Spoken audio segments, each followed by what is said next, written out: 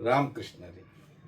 श्री संतांची माथा चरणावरी, श्री संतांची माथा चरणावरी, साष्टांग हे करी दंडवत, साष्टांग हे करी दंडवत.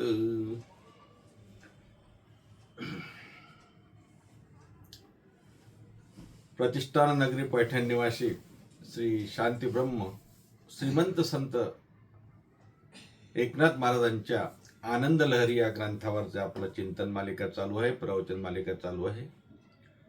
आज आनंद लहरी भाग 10. मागच्या 9 भागामध्ये चिंतन करत असताना ज्यांनी ज्यांनी चिंतन ऐकलं असेल त्यांना माहिती आहे विषय काय चाललाय. मायेचा विषय आपण ज्या वेळेला घेतो आहोत, नाथ महाराज अनेक उदाहरणाने आपल्याला माया म्हणजे काय याचा उलगडा करत असताना अनेक उदाहरणं महाराजांनी दिली. मागच्या भागामध्ये आपण कठपुतली बावल्यांचा खेळ बघितला. महाराजांनी बुजगावण्याचं उदाहरण दिलं. पाप पुण्याच्या संदर्भानं उदाहरण देताना महाराज म्हणतात पाप पुण्य हे बुजगावणं आहे, अज्ञानाचं लक्षण आहे. आणि मग अज्ञानी माणसाला ही माया त्रास देते. ज्ञान नसल्यामुळे भगवंताचं खरं स्वरूप कळत नाही आणि ते न कळल्यामुळे मग त्या ठिकाणी आपण त्या मायेमध्ये गुरफटून जातो. महाराजांनी वर्णन करताना स्पष्ट शब्दात सांगितलं पाप पुण्य हे बुजगावणं आहे. आणि मग या ग्रंथाच्या 65व्या ओवीपर्यंत आपण आलो होतो. आता तिथून पुढे काही ओव्या तुमच्या समोर ठेवतो आणि मग चिंतनाला सुरुवात करतो. नाथराय म्हणतात, अज्ञानी तैसे जन तयासी दिशे पाप पुण्य, दे जीवन मुक्त सज्ञान तयाशी त्रिभुवन मुक्त दिशे. जो केवळ जाणता तू मायेचा नेनता, साधू भगवंताच्या ये समता, मनोनिबद्धता नगरे त्यासी. त्याशी माया मिथ्या कळली पाही, तू देही असोनी विदेही, जन्म मरणाचे भय नाही, सचितानंद ढोई क्रीडतू. जयाशी नाही आत्मज्ञान, तयाची देहासे बंधन, नाना दुःखी भोग दारुण, जन्म मरण भोगवी. जे सद्गुरूचे अंकित, तयाशी देह दुर्लभ, बहुत स्वरूपी होऊन आरत, सुखे भोगित स्वानंद. 5 ओव्या आपल्या समोर ठेवल्या आहेत. नाथराय स्पष्टपणे आपल्या समोर मुद्दा मांडतात की जे अज्ञानी जन आहेत, जे अज्ञानी आहेत, असे अज्ञानी जन त्यांना ह्या पाप पुण्यामध्ये त्यांना पाप जाणवते, पुण्य जाणवते. पाप पुण्य यात ते अडकतात. पण जे जीवनमुक्त आहेत, त्या जीवनमुक्तांना सर्वत्र त्या ठिकाणी पाप पुण्याच्या पुढचं त्रिभुवन मुक्त झालेलं दिसते. हे बघा, आता विचार केला तर तुम्ही आपण अज्ञानी आहोत, पण आपल्याला पाप पुण्याची जाण ठेवून आपण थोडंफार करतो. हे बघा, 4 प्रकारचे वर्गीकरण आपल्याला करता येते. आपल्याला माहिती आहे पामर, विषयी, त्यानंतर मुमुक्षु आणि ज्ञानी 4 भाग आहेत. 4 प्रकारे वर्गीकरण करता येते. आपण मुमुक्षु आहोत का की विषयी आहोत? आपण मुमुक्ष आणि विषयीच्या मध्ये आहोत असं म्हणायला हरकत नाही. कारण आपल्याला पाप झाल्याची जाणीव होते, नाही का? पुण्य केल्याची जाणीव होते. मग पुण्य केल्याची जर जाणीव आपल्याला झाली नसती किंवा पुण्य आपल्याला कळलं नसतं तर आपण भुकेल्याला अन्न आहे, तहानलेल्याला पाणी आहे, एखाद्याच्या अडीअडचणीला धावून जाणं आहे, हे केलं नसतं ना. आपल्याला असं वाटते की यात पुण्य आहे. आणि मग एखादी गोष्ट, एखाद्याचं चोरी करू नये, एखाद्याला मारू नये, एखादा संकटामध्ये असला त्याला डिवचू नये असं वाटणं म्हणजे पुण्य करणंच आहे. किंवा एखाद्याला संकटामध्ये पुन्हा संकटात टाकावं, एखाद्याला फसवावं, एखाद्याचं द्रव्य चोरावं, हे पापाचं काम आहे. पण हे करताना पण कळते ना हे पाप आहे म्हणून. म्हणजे पाप पुण्याची आपल्याला जाण आहे. पण महाराज तर म्हणतात पाप पुण्याची ज्यांना जाण आहे तेही अज्ञानी आहे. याचा अर्थ काय घ्यायचा नाही का? म्हणजे आम्ही पाप आणि पुण्याने चालायचं नाही का? अनेक ठिकाणी आलाय बघा, पाप पुण्य गेले का स्नानेची खुंटले. पापही नाही आणि पुण्यही नाही, ही जी अवस्था आहे ही जीवनमुक्ताची अवस्था आहे महाराज. अर्थात त्या अवस्थेला पोचण्यासाठी सुद्धा पाप पुण्याची जाण व्हावी लागते. आणि मग पाप पुण्याची जाण झाल्यानंतर मग मनुष्य सद्विचाराने चालतो. आणि मग असं सद्विचाराने चालता चालता चालता चालता त्याचं अज्ञान नाही होऊन ज्ञान प्राप्त होते. आणि मग ते ज्ञान प्राप्त झाल्यानंतर मनुष्य जीवनमुक्त अवस्थेकडे प्रस्थान करू शकतो. मी का सांगतो हे बघा, मला माहिती आहे माया, ब्रह्म, देह, विदेह हे विषय ऐकायला थोडे कठीण जातात. ऐकायला कठीण जातात, मला माहिती आहे. पण ते ऐकले पाहिजे. कारण या जीवनाची इथे कर्तव्यता जर कशात असेल तर या माया जगातून सुटून परमात्म्याकडे आकृष्ट होण्यासाठी. म्हणून तर महाराज म्हणतात ना, नको नको मना गुंतू माया जाणी, नको नको मना गुंतू माया जाणी, काळ आला जवळी ग्रासावया, काळ आला जवळी ग्रासावया, काळ आला जवळी ग्रासावया. अर्थात महाराज आणखी एके ठिकाणी म्हणतात ना, संकल्पावी माया संसाराची. या संसाराची माया संकल्पावी लागते, ती सोडून द्यावी लागते. आणि ती सोडण्यासाठी सद्गुरूला जर शरण गेलं, भगवंताला जर शरण गेलं तरच ते शक्य आहे. महाराज म्हणतात जे पाप पुण्यामध्ये त्या ठिकाणी पाप आणि पुण्य जाणावं, पण त्याही पुढे जाऊन जे जीवनमुक्त आहेत त्यांना पापही नाही पुण्यही नाही, ते त्रिभुवनामध्ये मुक्त आहेत महाराज. म्हणून बरेचदा आपण ऐकलं असेल, साधू संत संन्यासी महात्मे यांच्या जीवनाकडे बघत असताना काही माणसं म्हणतात, बा कशाचं साधू, कशाचं काय, मग त्याला थंडी वाजते, त्याला गादी पाहिजे, त्याला गाडी पाहिजे, त्याला बंगला पाहिजे. तो बंगल्यात राहिला म्हणजे तो साधू नाही असं समजायचं का? तो संसारामध्ये आहे, त्याला लेकरं बाळ बायका पोरं आहेत म्हणून तो साधू नाही असं म्हणायचं का? मग तुकोबारायांना काय म्हणायचं? संत तुकोबाराय, संत एकनाथ महाराज. संसारामध्ये राहून त्यांनी परमार्थ केला आणि किती नीट केला. कसा केला? ज्यांनी आपली काया ब्रह्मीभूत करून घेतली. महाराज म्हणतात ना, ब्रह्मीभूत काया होतसे कीर्तनी. काय सांगावं महाराज, घोटविन लाळा ब्रह्मज्ञानाती, मुक्तात्मस्थिती सांडवीन, मुक्तात्मस्थिती सांडवीन. ब्रह्मज्ञानाच्या तोंडातून लाळ गळावी महाराज. अशा प्रकारचं ज्यांचं कर्तृत्व आहे, ज्यांनी मायेवरती विजय मिळाला. कशाच्या भरोशावर? कारण ते जीवनमुक्त झाले.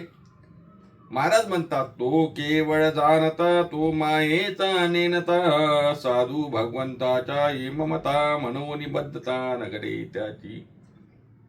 त्याच्या ठिकाणी मायाच नाही. अर्थात त्याने आपली माया, संसारावरची माया संकल्पावी म्हणजे काढून टाकली. आणि ती कुठे लावली हो? ती भगवंताच्या ठिकाणी लावली. महाराज म्हणतात, साधू भगवंताच्या ममता मनोनिबद्धता नगरे त्यासी. त्याची पूर्ण ममता, त्याचा पूर्ण स्नेह, त्याचा पूर्ण प्रेम भगवंताच्या ठिकाणी जडला. त्याचं चित्तही भगवंताच्या ठिकाणी गेलं आणि मग भगवंताच्या नामावरती, भगवंताच्या रूपावरती ज्याचं चित्त गेलं त्याला दुसरं काहीच घेणं त्याला जीवनमुक्त असतो. महाराज म्हणतात ना, असे जे भगवंताच्या नामाशी एक रूप झाले ना त्यांचे आम्ही दास वाहू. महाराज नामरूपी जडले चित्त त्याचा दास मी अंकित, त्याचा दास मी अंकित, त्याचा दास मी अंकित. का हो त्याचे दास व्हावं असं वाटते का? कारण ते नामरूपाच्या ठिकाणी त्यांचं मन लागलं नव्हे नव्हे ते भगवत स्वरूपालाच प्राप्त झाले. महाराज असे जीवनमुक्त जे असतात त्याशी माया मिथ्या कळली, त्याला माया मिथ्या असेही कळली. आपण नुसतं म्हणतो की ब्रह्म सत्यम जगन मिथ्या, पण संत महात्म्यांना माया कळली महाराज मिथ्या आहे. तो देही असून विदेही, जन्म मरणाचे भय नाही, सचितानंद डोही क्रीडतू. त्यांना कशाचं जन्माचं मरणाचं भय आहे का, भीती आहे का? ओटी सचितानंदामध्ये आनंद रूपामध्ये त्या ठिकाणी व्यस्त. त्यांचा देह दिसतो महाराज फक्त. ते तुमच्या आमच्यासारखे जेवण करताना, झोपताना, काम करताना दिसत असतील, पण ते सच्चिदानंदाच्या आनंदामध्ये तल्लीन झालेले असतात, आनंद रूप असतात. संत रोहिदास महाराज चपला शिवायचे, गोरोबा काका मडकी बनवायचे, चोखोबा महाराज काय करायचे, ढोरं ओढायचे, आपापलं काम करायचे. पण हे जरी वरवर जरी काम करत असतील, पण त्यांच्या मनामध्ये मात्र काम नाही, काम नाही, झालो पायी रिकामा.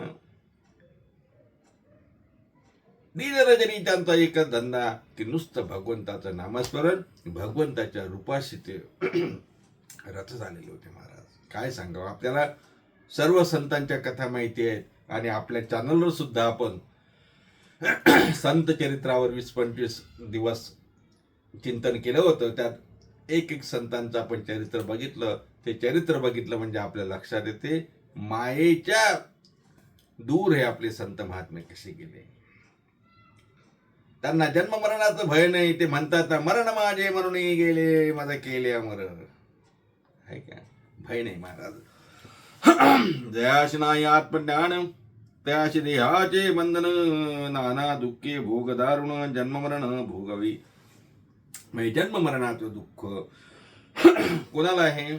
ज्यांना आत्मज्ञान झालेलं नाही, ज्यांना आत्मलाभ झाला नाही. आम्हाला आत्मज्ञान झालं नाही, आम्हाला आत्मज्ञान झालं नाही, आत्मलाभ झाला नाही, आत्म्याविषयीची त्या ठिकाणी शुभेच्छा नाही आम्हाला, त्यामुळे आपल्याला दुःख आहे. संत महात्म्यांना महाराज आत्मलाभाशिवाय दुसरं काही नसतेच. आणि म्हणूनच त्यांना आत्मलाभ झाला, आत्मज्ञान झाल्यामुळं त्यांना सुख आणि दुःख याच्यापासून ते वेगळे असतात. वेगळे असतात म्हणजे काय? माऊली ज्ञानोबा यांची एक सुंदर उभी आहे बघा, आठवली तर सांगतो. 12व्या अध्यायातली असावी. माऊली ज्ञानोबा म्हणतात, आत्मलाभासारिके गोमटे काहीच नसे, मनोनी भोग विषयके हरिके जना. ज्या आत्मज्ञानाचा आत्मलाभापेक्षा दुसरा कोणताही लाभ गोमटा नाही.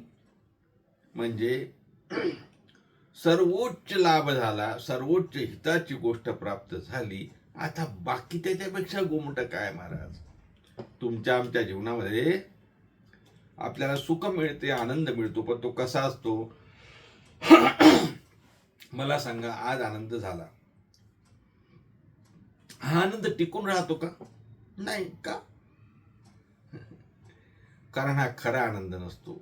बरं, उद्या आनंद झाला, आणखी आनंदी होतो, मग संपला का आनंद देते का? तो स्थिर राहत नाही, स्थिर राहत नाही महाराज तो आनंद. आणखी 1 महिना दुःख, मग पुन्हा आनंद. मग त्याला आनंद, एकदा मिळालेला आनंद जेव्हा निघून जातो त्यावेळेस तो आनंद असतो कसा? त्याला आनंद म्हणायचं कसं? संत महात्म्यांच्या ठिकाणी असलेला आनंद तो आत्मज्ञानाने झाला आहे, म्हणून त्यांना कुठलंही दुःख नाही. नाथराय म्हणतात, जे सद्गुरूचे अंकित त्या शिदे दुर्लभ बहुत, स्वरूपी होऊन यारत सुखे भोगित स्वानंद. ज्यांच्यावर सद्गुरूंची कृपा झाली, साधू संतांची कृपा झाली महाराज. ती कृपा संपत नाही. ते स्वानंदामध्ये नेहमी, स्वतःच्या आनंदामध्ये नेहमी रमलेले असतात महाराज. कारण संत महात्म्यांनी आनंदाचे काही आपल्याला ठिकाणं सांगितले.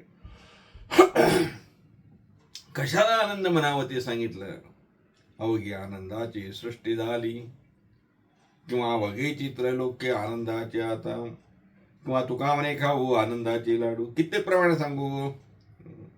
मग असा हा आनंद सद्गुरु कृपेने प्राप्त होत असतो. आणि म्हणून सद्गुरूंच्या कृपेशिवाय ह्या गोष्टी शक्य नाही. महाराज वर्णन करतात, तीर्थद्रव्याशीना जैश द्रव्याचे गुणे, एक विषय घे मुनी बक्षणे, एक उपभोग भोगणे, एक दान धर्म करीती. खूप पैसा आला आपल्याजवळ, खूप द्रव्य आहे, खूप पैसा मिळाला. आता पैसा कितीक मिळाला महाराज, म्हणजे माणसं काय करतात असं काही ठरलेलं आहे का? काही ठरलेलं नाही. एक मी करोडपती बघितला आणि त्याने आत्महत्या केली, विष घेऊन आत्महत्या केली. काय तो पैसा काय विषय घेऊन आत्महत्या करण्यासाठी होता का? होता का? आता विचार करा ना. करोडो रुपयाची संपत्ती आहे आणि त्या करोडो रुपयाची संपत्ती ज्याच्या नावाने आहे त्याने विष घ्यावा आणि आत्महत्या करावी. मग पैशाचा उपयोग असा होतो का? यासाठी पैसा आहे का? महाराजांनी सांगितलं म्हणून सांगतो. नाथराय म्हणतात, एक जैश द्रव्याचे गुणे, एक विषय घेऊन भक्षणे, एक उपभोग भोगणे, एक दान धर्म करीती. हा झाला पहिला प्रकार. दुसरा, पैसा आहे, खूप पैसा आहे, मग काय करायचं? पैसा आहे तर खाऊन, बस खाऊन संपू ना म्हणे. मग ठीक आहे ना, चांगलं आहे ना. करोडो रुपये आहेत, मग चालला फिरायला पर्यटन क्षेत्रात, कुठे इकडे तिकडे फिरून आपली आयुष करून घ्यायची. खाओ पिओ मजा करू, दुसरं काय. मग खायचं प्यायचं मजा करायची, इकडे तिकडे फिरायचं. पैसा आहे ना, पैसा मिळाला. एकाने विष घेतलं, एकाने पैशाचा उपभोग घेतला. पण तिसरा एक कॅटेगरी आहे, त्याच्याजवळही पैसा आहे. तो म्हणतो, अरे मला एवढा पैसा माझ्याजवळ आहे, काय करायचं एवढ्या पैशाचं? मला जगायला किती लागते? मला जगायला ठीक आहे, माझ्या मुलाबाळांना जगायला किती पैसा लागते, आणि माझ्याजवळ एवढा पैसा आहे तर मग काय करू? दान धर्म करतो. असेही लोक आहेत की नाही? आहेत ना. महाराजांनी इथे 3 प्रकारचं वर्णन केलं. महाराज म्हणतात, जैसे ऐसे द्रव्याचे गुणे, एकी विषय घेऊन भक्षणे, एकी उपभोग भोगणे, एक दान धर्म करीती. येत द्रव्याशी नाही दूषणे, आपुले संचित भोगणे, तैसे देहाचे गुणे, बद्ध मुक्त पण भोगीची. महाराज असं आहे, हा पैसा सांगत नाही तू हे कर म्हणून. पैशानं सांगितलं का विष घे? पैशानं सांगितलं का तू पैसा उडव? पैशानं सांगितलं का दान धर्म कर, मंदिराला दान दे, किंवा चांगल्या गरिबांना काहीतरी मदत कर, किंवा गरीब विद्यार्थ्यांना पुस्तकं घेऊन दे? पैशाने सांगितलं का? नाही नाही. पैसा स्वतः सांगत नसतो काय करायचं आहे. तसं या देहाला दुसरे देऊन फायदा नाही हो. आम्ही काय करतो, आमचं मन काय सांगते, आम्ही काय करतो हे महत्वाचं आहे. महाराज म्हणतात, तैसे देहाचे गुणे, बद्धमुक्तपणा भोगीचे. पैशामुळे हे सर्व जसे येते, काही येऊ शकते, तसे या देहामुळं बद्धताही येऊ शकते आणि मुक्तताही येऊ शकते. असं आहे महाराज. बद्धही आपण या देहानेच होतो आणि मुक्तही या देहानेच होतो. महाराज म्हणतात ना, आयुष्याचे निसाधने सच्चिदानंद पदवी घेणे, धन्यामी जन्मालो, धन्यामी जन्मालो. आयुष्याचे निसाधने सच्चिदानंद पदवी घेणे, धन्यामी जन्मालो. अर्थात या देहाने आम्हाला सच्चिदानंद पदवी सुद्धा घेता येते. आपल्याला माहिती आहे, मौली ज्ञानोबा सुंदर ओवी आहे. त्या ओवीवर मला वाटते आपण चिंतन प्रवचन केलेलं आहे. तैसे येण्याची शरीरे शरीरा येणे सरी, किंबहुना ऐरधारे चिरावडे. याच शरीरानं, याच देहानं हे होते. आता भरपूर प्रमाणात सांगतो म्हटलं तर, महाराज म्हणतात ना, याच देहानं, याची देही घडे देवाचे भजन, याची देही घडे देवाचे भजन. किंवा देवाने आपल्याला देह कशाला दिला? देवे दिला देह भजना गोमटा. अनेक प्रमाण आहे महाराज, अनेक प्रमाण आहेत. अर्थात या देहाने आपण काय करावं हे आपल्याला ठरवावं लागेल. देहाला दूषण देऊन फायदा नाही.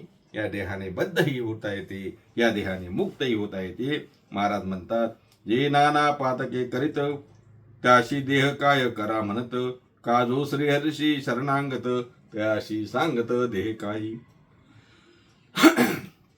आपल्या शरीराने अनेक पाप आपण करत असतो, आपल्या देहाने अनेक पाप होतात, काही चांगलेही काम होतात. आपण पंढरपूरला जातो, एकादशी करतो, देवाची पूजा करतो, सद्गुरू संतांचं दर्शन घेतो.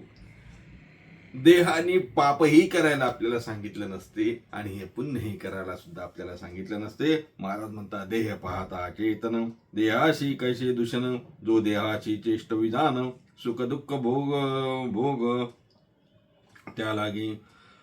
म्हणजे हा देह आपला स्वतः काही सांगत नसतो, ते आपण आपल्या ठरवायचं. महाराज म्हणतात, जैशी काष्टाची पुतळी सर्व इंद्रिये निर्मिली, परिचाळिती विना झाली प्रेतरूप. महाराजांनी दृष्टांत दिला. काष्टाची म्हणजे लाकडाची पुतळी, म्हणजे लाकडाची बाहुली केली. त्या लाकडाच्या बाहुला नाक कान डोळे हात पाय सर्व रेखाटलं. महाराज व्यवस्थित एकदम सुबक अशी बाहुली तयार केली लाकडाची, आणि ती लाकडाची बाहुली केली. सुंदर एकदम असं वाटायला लागलं की बाहुली म्हणजे मोठी बाहुली केली, पुतळ्यासारखी केली, पुतळी केली. महाराज असं वाटलं, काय बापरे काय सुंदर आहे हो. पण त्यात जीव आहे का महाराज? नाही ना. जैशी काष्टाची पुतळी केली सर्व इंद्रिये निर्मिली, परिचाळिती विना झाली प्रेतरूप. अर्थ आहे की त्याला? काहीच अर्थ नाही. चाळिता वैशांतरी उडी इंद्रियाची दोरी, मग प्रवृत्ती व्यापारी गुणानुक्रमे कैशी सुख दुःख अवस्था. कैशी घडे पुतळ्याच्या माथा, जो अंतरी चेष्टिता तोची करता सर्वई. तैसे देह चेतन त्याचे चालविते मन, सर्व सर्व इंद्रिय त्याच्या अधीन स्वामीदान तयाच. आता मी महाराजांनी उदाहरण दिलं. काष्टाची म्हणजे लाकडाची पुतळी, लाकडाची बाहुली केली, सिंहासनावर बसवली, आणि म्हटलं एखाद्याने की माझी राणी आहे. राणी म्हणू शकतो राणी आहे, पण खरंच ती राणी आहे का हो? जीवच नाही ना, प्रेत रूप आहे. तसं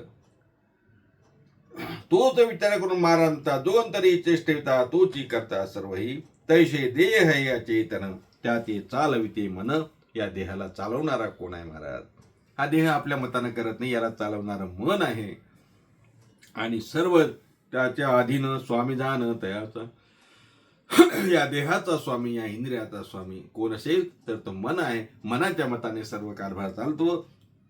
पाप पुण्याची कल्पना संकल्प विकल्प उठती मना, मनोनी आत्मज्ञाना जन्म मरण भोगिती विसरोणी आत्मज्ञान. या पाप पुण्याची कल्पना ही या मनाने होते, आणि म्हणून आत्मज्ञानाचा विसर पडतो आणि जन्म मरणाचं दुःख भोगावं लागतं. अर्थात 19व्या ओवीपर्यंत आपण आलो. काय 19व्या ओवीला शेवट करत असताना सार एवढं आहे की हे जे सर्व देहाचे अचेतन देहाला देह जे जे काही काम करतो याच्या मागे आहे कोण? माया आहे. पण हे कोण करून घेतं आपल्या देहात? मन करून घेतो. मन हा इंद्रियाचा स्वामी आहे. महाराजांनी संकल्प विकल्प आपल्या मनामध्ये जे येतात ते मनामुळे येतात. म्हणून असं हे मन, या मनाला ताब्यात ठेवावं लागेल. या मनाचा मनपणा विरून जाण्यासाठी काय लागते तर ते सद्गुरु कृपा लागते, संत कृपा लागते. आणि त्याचंच चिंतन आपल्याला पुढच्या भागामध्ये करायचं आहे. आज 79व्या ओवीपर्यंत आपण आलो. आज इथेच थांबू. पुन्हा भेटूया पुढच्या भागामध्ये, ओवी क्रमांक 80 आणि त्यापुढे. तोपर्यंत सर्वांना रामकृष्ण हरी. संतांच्या अमृतवचने हे आपलं चॅनल सबस्क्राईब करा. इतरांनाही सबस्क्राईब करायला लावा. न चुकता भाग बघा. काही मला माहिती आहे कामाच्या व्यापामध्ये आपलं बघणं होत नाही, पण काही हरकत नाही. जेव्हा वेळ मिळाला तेव्हा बघा. त्याला काय, 10-15 मिनिट 20 मिनिट संत चिंतन ऐकलं पाहिजे, संतांच्या अमृतवचने ऐकले पाहिजे. आपल्या जीवनामध्ये महाराज आनंदाच्या लहरी नक्कीच निर्माण होतील आणि त्या निर्माण व्हाव्यात म्हणूनच भजन करायचं. कोणाचं? नाथरायांचं. श्री भानुदास श्री एकनाथ, श्री भानुदास श्री एकनाथ, श्री भानुदास श्री एकनाथ, श्री भानुदास श्री एकनाथ, श्री भानुदास श्री एकनाथ, श्री भानुदास श्री एकनाथ, श्री भानुदास श्री एकनाथ, श्री भानुदास श्री एकनाथ. पुंडरीकवर हरिव ठेवलं श्री ज्ञानदेव तुकाराम, दत्तात्रय जनार्दन श्री एकनाथ माऊली ज्ञानेश्वर महाराज की, जगद्गुरु तुकाराम महाराज की जय. शांती ब्रह्म श्री संत एकनाथ महाराज की जय.